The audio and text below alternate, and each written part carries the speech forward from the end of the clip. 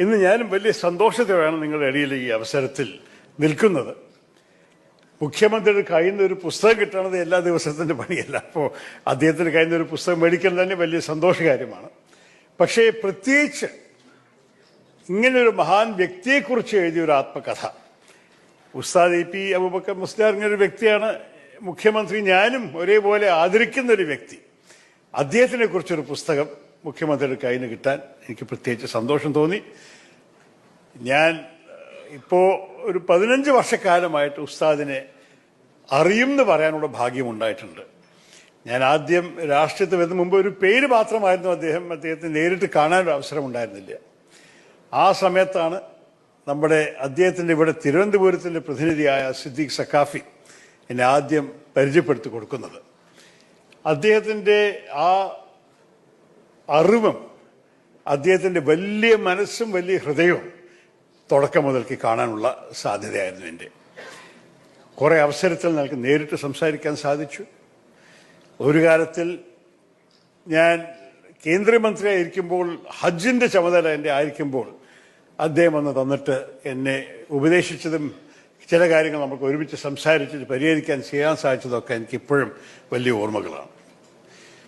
ഈ പുസ്തകം നമ്മുടെ മുഖ്യമന്ത്രി നന്നായി വിശദീകരിച്ചിട്ടുണ്ട്. അതുകൊണ്ട് കൂടുതൽ സംസാരിക്കാൻ ഞാൻ ആഗ്രഹിക്കുന്നില്ല. പക്ഷേ പ്രത്യേകിച്ച് ചൂണ്ടിക്കാണിക്കുന്നത് ഉസ്താദിൻ്റെ വിദ്യാഭ്യാസ സാമൂഹിക സാംസ്കാരിക പ്രവർത്തന നേട്ടങ്ങളൊക്കെയാണ്. വിദ്യാഭ്യാസ മേഖലയിൽ അദ്ദേഹത്തിൻ്റെ കോൺട്രിബ്യൂഷൻ നിങ്ങൾ എല്ലാവർക്കും അറിയാം. അദ്ദേഹം ആദ്യം കോഴിക്കോടിനടുത്ത് നടക്കുന്ന മാർക്കസിൻ്റെ വലിയൊരു ക്യാമ്പസ് ഉണ്ടല്ലോ, അവിടെ ഞാൻ 3-4 പ്രാവശ്യം പ്രസംഗിക്കാനുള്ള അവസരം ഉണ്ടായിട്ടുണ്ട്.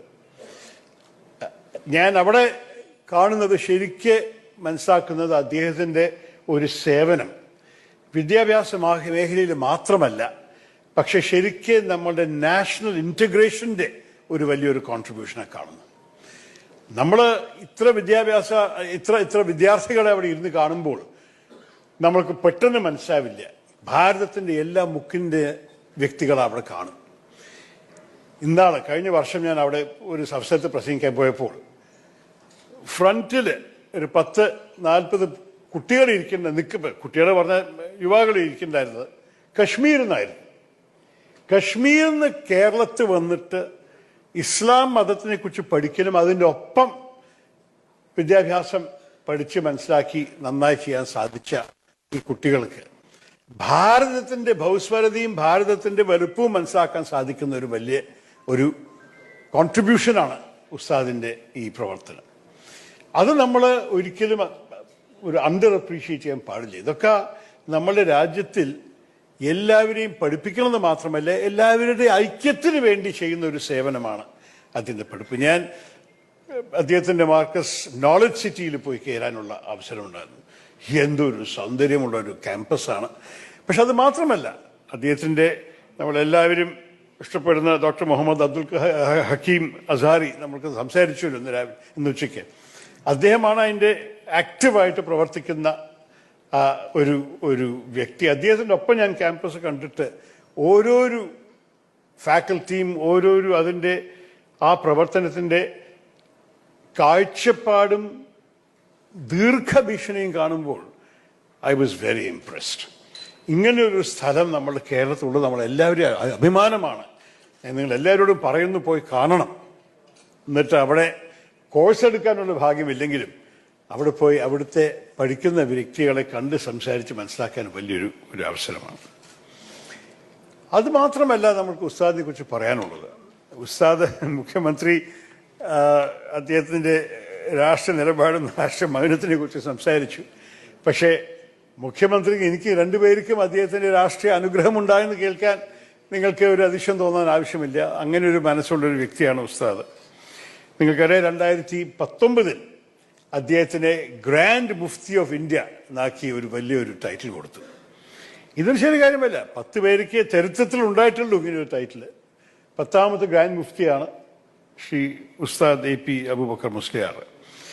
പക്ഷേ ആ സ്ഥാനം അദ്ദേഹത്തിന് ശരിക്കും ഒരു കാര്യത്തിൽ അതിനെയും വലിയ ഒരു ടൈറ്റിൽ ഇല്ലെങ്കിലും അദ്ദേഹത്തിൻ്റെ സ്വാധീനം, അദ്ദേഹത്തിൻ്റെ ഇൻഫ്ലുവൻസ് നമ്മുടെ രാജ്യത്തിൽ ഒരു സമസ്ത കേരള ജമീയത്തുൽ ഉലമയുടെ ജനറൽ സെക്രട്ടറി ആയിട്ടും അത് കഴിഞ്ഞിട്ട് ഓൾ ഇന്ത്യ സുന്നി ജമിയത്തുൽ ഉലമയുടെ ജനറൽ സെക്രട്ടറി ആയിട്ടും ആ സ്വാധീനം ഉണ്ടായിട്ടുണ്ടായിരുന്നു.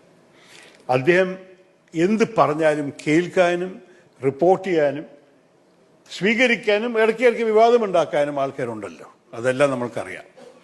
പക്ഷേ അദ്ദേഹത്തിൻ്റെ ആ സ്റ്റാച്ചർ, ആ ഇൻഫ്ലുവൻസ്, ആ മഹത്വം വേറെ ആർക്കും എളുപ്പത്തിൽ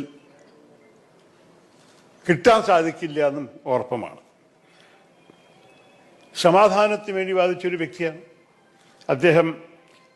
പല അന്താരാഷ്ട്രീയ കോൺഫറൻസ് നടത്തിയിട്ടുണ്ട്. ഈ ഷെയ്ഖ് സയദ് ഇന്റർനാഷണൽ പീസ് കോൺഫറൻസിൻ്റെ അധ്യക്ഷനാണ്, ചെയർമാനാണ് അദ്ദേഹം. ആ കോൺഫറൻസ് ലോകം മുഴുവൻ നടത്തിയിട്ടുണ്ട്. UAE-യിൽ, ഡൽഹിയിൽ, പല ഭാഗത്തും നടത്തിയ ഒരു കോൺഫറൻസാണ്. അദ്ദേഹം സമാധാനത്തിന് വേണ്ടി സംസാരിച്ച് പ്രവർത്തിച്ച ഓരോരോ കാര്യങ്ങൾ എല്ലാവർക്കും നന്ദി തോന്നണം.